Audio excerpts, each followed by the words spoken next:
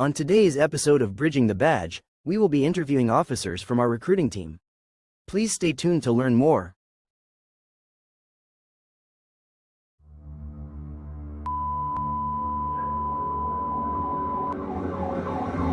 Having been appointed police officer for the Las Cruces Police Department, do solemnly swear that I will support the Constitution of the United States and the Constitution and laws of the state of New Mexico, and that I will faithfully and impartially discharge the duties of the office upon which I am about to enter to the best of my ability, so help me God.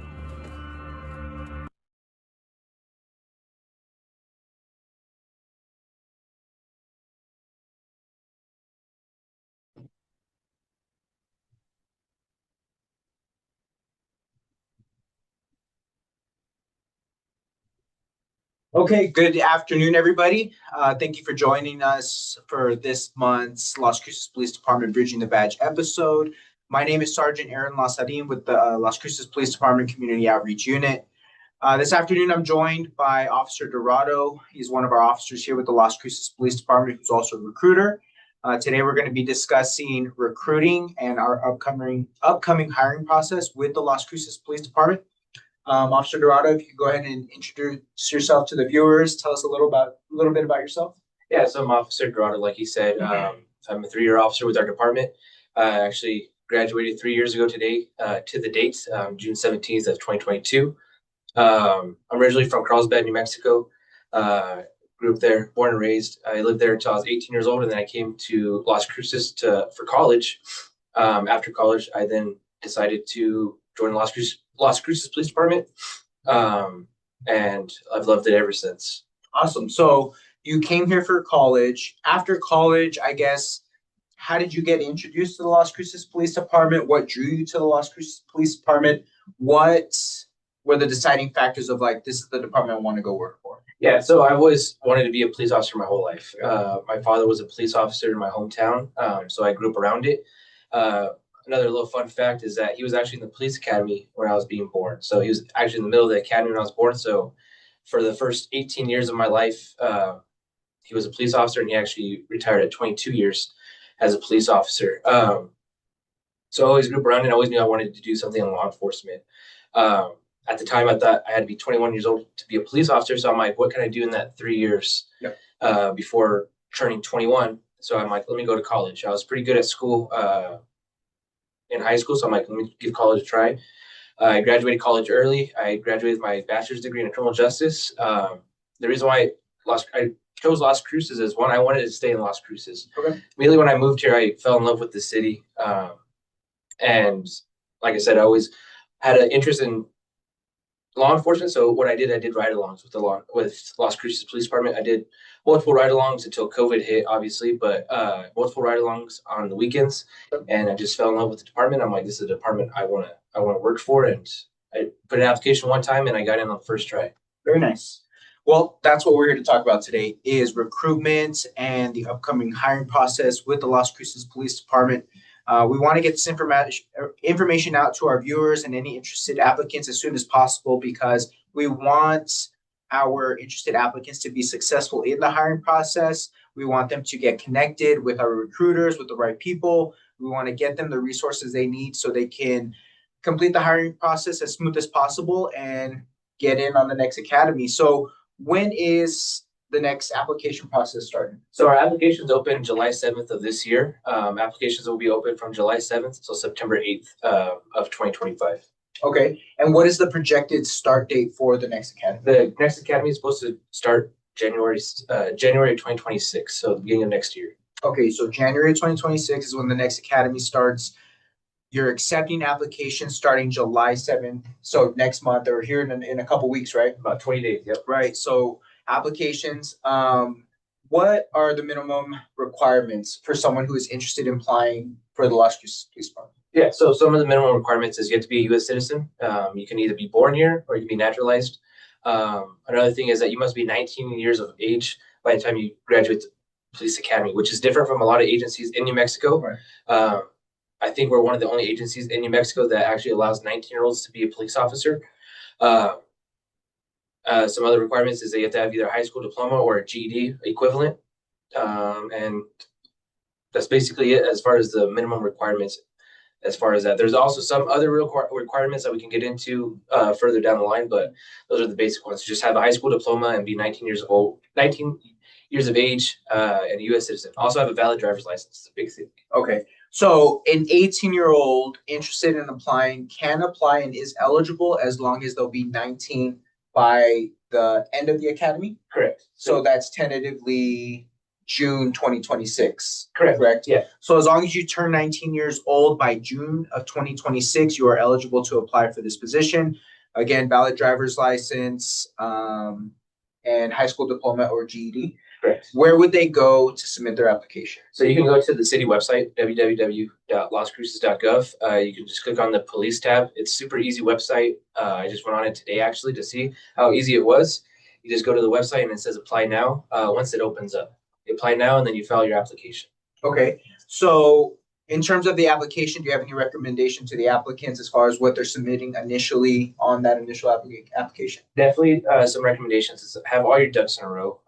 Make sure you do have a valid driver's license, and everything else. The application's not strenuous. It's not difficult to get through. It's not very long, but it does ask you some basic questions about yourself, your address, and everything.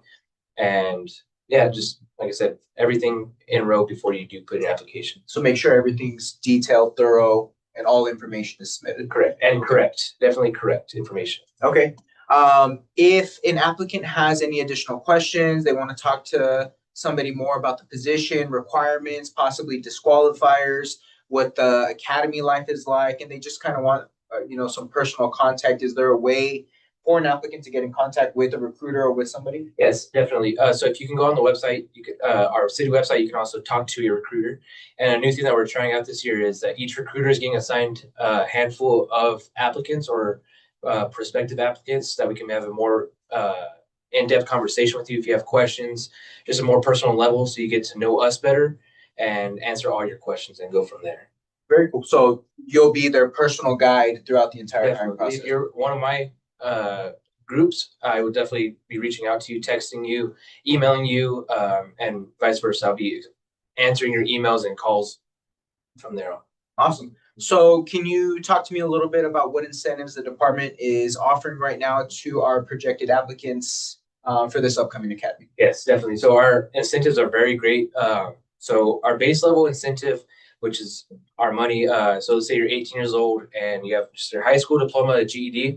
Your base level is $11,000, and that's paid out within your first year. All these incentives are paid out within your first year as being a police officer with Las Cruces Police Department. If you have an associate's degree, you get $15,000.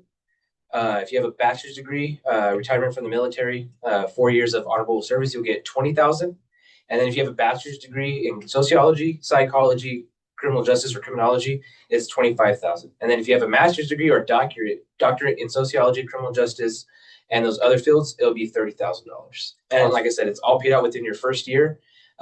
You'll get one payout in the middle of the police academy. You'll get another payout at the end of the police academy, another payout at the end of your field training. And then once you complete your probation, you get all the rest of your money. Perfect. And this has nothing to do with your hourly pay, your annual pay. That's just a whole complete bonus aside from everything. Correct. It's entirely different from your actual hourly rate. So that money, you get your check and then you get another check right after that. Awesome. Any other incentives that our applicants would possibly be interested in? Yeah, so we can go on with a lot of our incentives that I feel that is really great with our department. We have excellent healthcare. Me and you both know that healthcare is definitely a plus with our department. Great retirement. We are the same retirement as almost most public employees in the state of New Mexico. It's para. If you're in the military, we do have military leave. We also have a uniform stipend. And then another thing that I always like to hit on is a 4-day work week. So we only work 4 days out of the week. It's 4 10-hour shifts, and then you have 3 days off, which is a huge difference from working 5 8-hour shifts. Yeah. And then, yes, that's a luxury, being able to work 4 days, but that also, on the other side of it, kind of opens up opportunities for overtime assignments, specialty duties, things like that.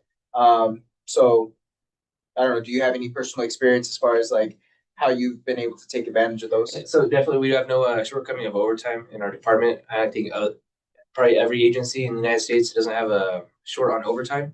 Some other auxiliary duties that I do that I get overtime for is being part of Honor Guard. I take great pride in being part of our Honor Guard team. If you don't know what Honor Guard is mostly we do funeral details for officers or retired officers that pass away. I'm also part of I'm an instructor, and like I said, I'm a recruiter. I take great pride in being a recruiter. Yeah. Very cool.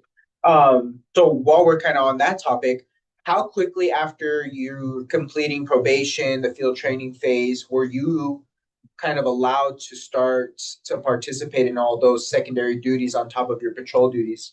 So usually we try to get off probation. So after your first year of being a police officer is when you can start doing auxiliary duties. You can try out for a SWAT team.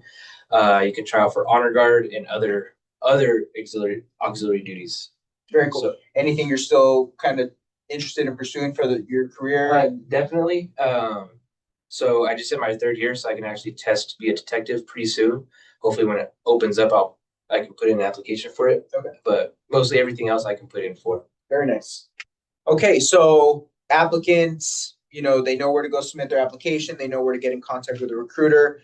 They're familiar with the incentives. They're like, okay, I want to move forward with this. This is something I really want to do. So talk me through the hiring process, the timeline, what an applicant can expect, maybe some pointers as far as what they should be looking for to make it smoother. And again, we want our applicants to be successful. We want the hiring process to be smooth for them.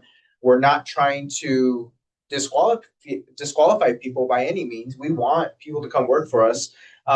We take pride in our department, so we want you again to be successful in this hiring process. So what can they expect? What should they look out for? So yeah, after you turn in your application, there's gonna be a little bit of period because the city has to process through all the applications. Once you get through that, then they'll set up with your written exam. The written exam is a basic test. It has basic math, language, reading. People always ask me how can I prepare for it? One thing that you can prepare for is look up on Google police study guide, police written exam study guides. That's the best bet. But like I said, it's just basic math like you'd get in high school. Once you pass that portion, then you'll be set up for your oral board. An oral board is just a formal interview, 5 officers asking you questions about your life and then how you would react in some actions. That is a very professional interview. I definitely suggest on that one is to show up in a professional manner, in professional attire, in a suit, or just in a nice haircut. Like I said, it's a job interview. Yeah. And yeah, after you pass the oral board, then you'll be set up for your personal history statement. Your background check is the correct way to say it, but it's your background check. So that's going to be a little bit longer period.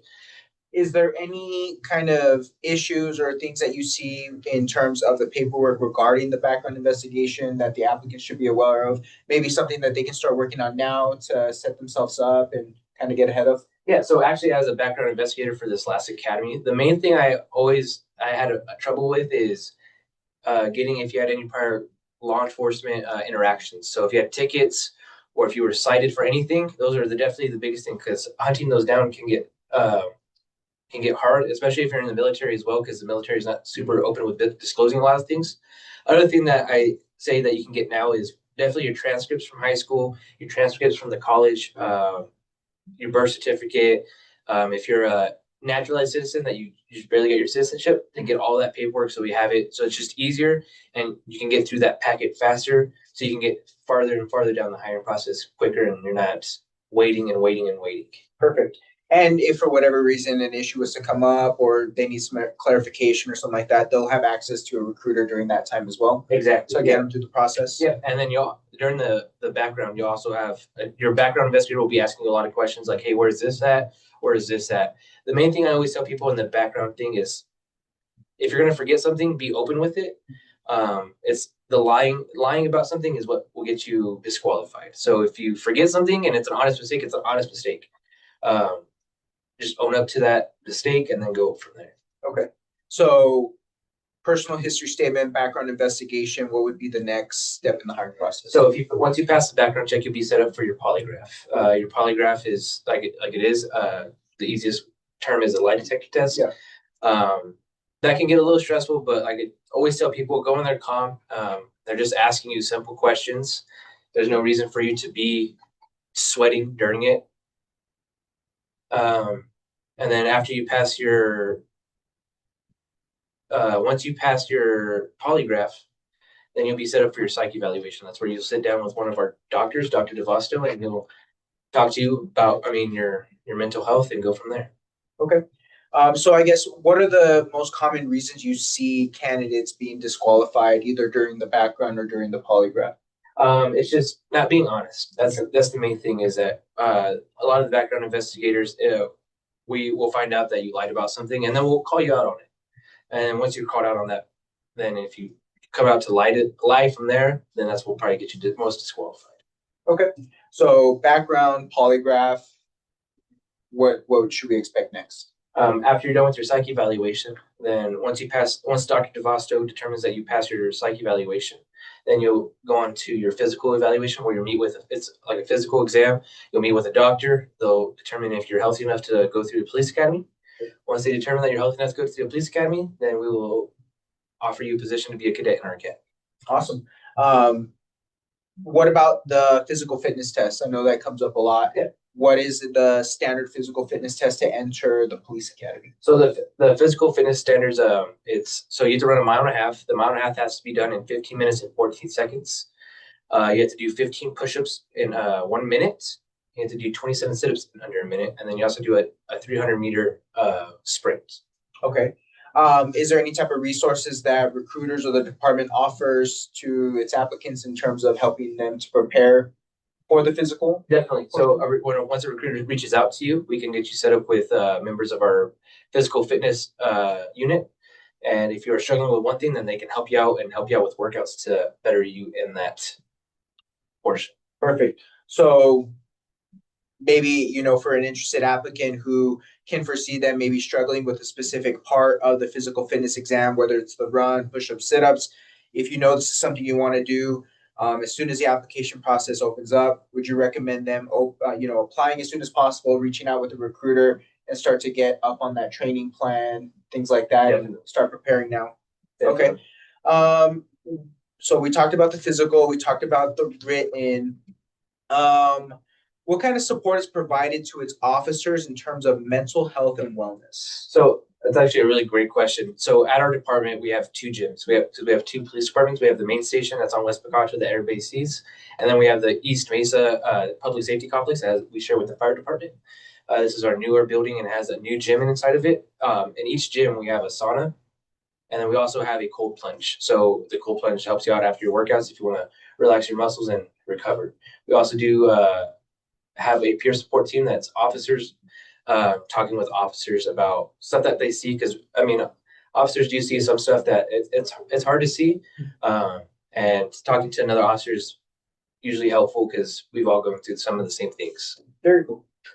So from a personal standpoint, what do you enjoy most about working for the Las Cruces Police Department? There's so many things that I enjoy with our department. Definitely our incentives are great. The people that I work with are great. My whole shift we're go-getters, and we definitely try to help out the community to the best of our ability, and definitely a lot of the auxiliary stuff that we do have that is offered is a benefit. Awesome. What advice would you give someone who is starting off fresh in their career in law enforcement? Let's say, they're graduating the academy, they're getting ready for the field training phase, looking into that first year, going into probation. What kind of advice would you give that first year officer to set them up for success in the long term for their career? Definitely, you're going to make mistakes. We all made mistakes in our first year. We all still do make some mistakes. It's just not making the same mistake twice. It's learning and always being open to learn, going to trainings and broadening your knowledge of the job. Very cool. So we kind of touched on this a little bit earlier too, as far as additional duties, specialty units, advancements within the department. From a personal standpoint, I think our department is one of the best in terms of the freedom of the amount of specialty duties and units that you can be a part of, being an instructor, getting to promote, getting to go to different sections, getting to broaden your career. Really, in whatever direction you're wanting to go, there's a road to get you to that point. And there's also resources within the department to help you be successful in that. You know, I'm a true believer that our department invests greatly into our officers, whether it's education, training, professional and personal development, because the way they see it is the more successful we are individually, the more successful the department will be as a whole. So that's something I can vouch for our department. But what other opportunities do you see exist for advancement or specialization within the department that you think maybe a newer applicant would be interested in? I know you mentioned SWAT, you know, we got the K9 unit, things like that. Yes, definitely. Aren't you a drone operator too? I'm not. Oh, okay, But we do have drones. So if you're interested in drones, like you could, it's a huge thing that we have is our drone. A lot of our patrol shifts, we use it pretty daily. They help us out on a lot of the calls, give us a eye in the sky. It's like a helicopter for like LAPD and all that, but it's a drone, so they can go in tighter spaces and go from there. But definitely great opportunities for training is a huge thing. Going out of town is pretty cool. I didn't think I'd have to be able to go out of town. I've gone to Las Vegas, Nevada for training, Albuquerque, Santa Fe, with this department, just because they take training very seriously at this department. And if you can explain why you want to go to this training and how it's going to benefit you and the department, they'll sit you. Awesome. Anything else that you want to touch on in terms of recruitment? I know we got to clarify one quick detail. Earlier, we mentioned being 19 by graduation date of the academy. The correct information is actually being 19 by the start date of the academy. Okay. So the academy is tentatively scheduled to start January of 2026. So you have to be 19 years of age by January of 2026. So if you're 18 and you anticipate being 19 by January 2026, you are still eligible to apply. Okay. Any other kind of information, helpful tips, kind of thoughts about how our applicants can be successful? Just definitely ask questions. That's a huge thing, is coming to recruiters or even officers on the street. Ask them, how do they like the job? What's the main benefits of the job? How has this department treated them? And I'll tell you right now, if somebody came up to me and asked me how the department's treated me, it'd be flying colors. So like I said, I feel like I'm treated very well at the department. And yeah, so definitely ask questions, reach out to a recruiter, and we'll have all the answers. And if we don't have the answers, we'll find the answers for you and get it back to you fast. All right.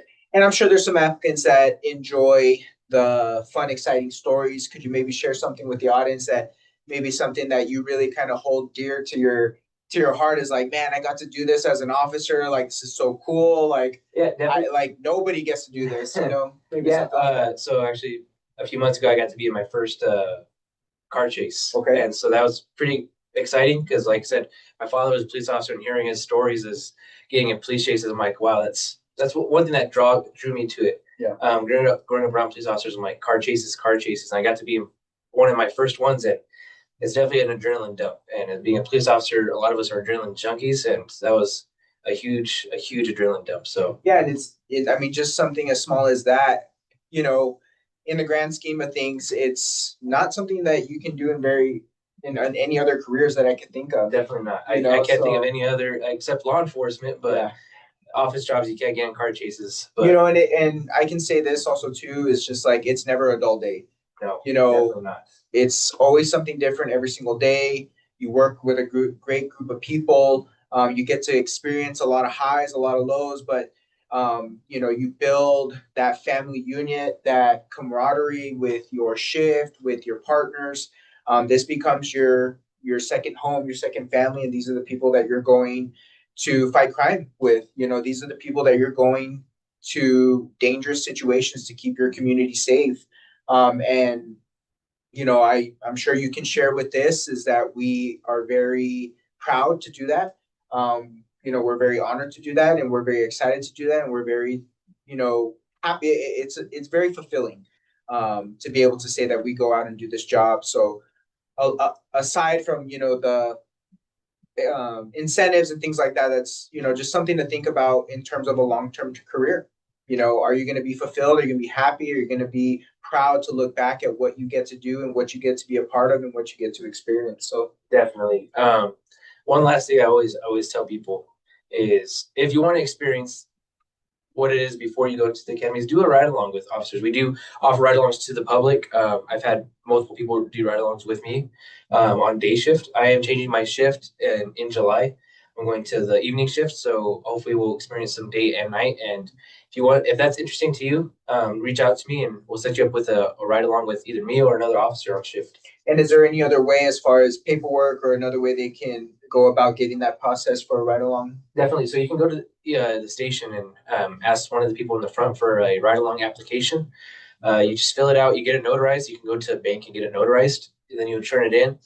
They'll do a small background, and then once you're approved, then they'll set you up with an officer and schedule you for a ride along. And you can ride for the whole shift, half shift, an hour. It's up to you. Cool. And so our main station is located at 217 East Picacho, so you can go there, pick up that ride along application, and get that started right away. Well, Officer Dorado, I thank you for all the information. I thank you for being here. I thank you for speaking to our potential applicants for recruiting. So just to kind of recap again, application process is starting July 7th. Correct. It's open July 7th. It'll be open and will be closing September 8th. Yep. Testing will happen between September and January of this year with a tentative start date of the next academy, January 2026, Yep. correct? And then just be on the lookout for a lot of our recruiting events. Okay. The main things that I do, I'm always at NMSU because, like I said, I went to college there. We'll be recruiting at the football games. So we do have 2 football games before September 8th. One is in August 30th, and I think September 6th. So if you see one of us there, come and talk to us and send in an application. All right. So before we close out for today, I just have a few announcements as well in reference to upcoming community events that we have going on with the Community Partnership and Community Outreach Unit. We still have dates available and upcoming for our Lunchbox Lemonade Summer Series. What the Lunchbox Lemonade Summer Series is it's an invitation for all residents to come have lunch and lemonade from 9 a.m. to 1 p.m. with our Community Outreach Unit and community partners. So we have upcoming dates. June 26th will be at Unidad Park Splash Pad, located at 1501 East Hadley. July 10th will be at the Downtown Plaza, located at 100 North Main Street. July 24th will be at the Metro Verde Splash Pad off of Metro Park Street. August 7th will be at Unidad Park Splash Pad, again at 1501 East Hadley. And our last one will be August 21st, Downtown Plaza Splash Pad, 100 North Main Street. So again, we encourage the public to come out, engage with our Community Outreach Unit, and, just come hang out, ask questions, gather some information. We have a lot of information on resources throughout the city, and it's always a good time. Also, next week on Tuesday, June 24th, we have our June Mock on the Block events. We're going to be at 1040 El Paseo at the Real Life Church parking lot. So our next Mock on the Block, the focus is a cleanup of the El Paseo corridor. From 9 a.m. to 1 p.m., the Las Cruces Police Department, volunteers, and multiple agencies from the city of Las Cruces are going to be participating with trash removal and graffiti abatement. The second part of the event will be occurring from 5 p.m. to 8 p.m., same location. Families are encouraged to participate by taking a cruise down El Paseo like the good old days. We partner with the Las Cruces Cruising Council to have cars displayed and to provide a fun and safe location for fanatics to come out to enjoy. So again, we encourage everybody from the public to come out to the Mock on the Block event next Tuesday, June 26th from 5 p.m. to 8 p.m. Also, the Community Outreach Unit will be there as well. So if you want to share any type of concerns or issues that you're experiencing in your neighborhood, around your residence, your business, come speak to us face to face. We'll gather the information and we will make sure that we address any issues that you bring forth to us. So that's all that we have for today. Again, Officer Dorado, thank you for joining us, and we hope everybody has a good night.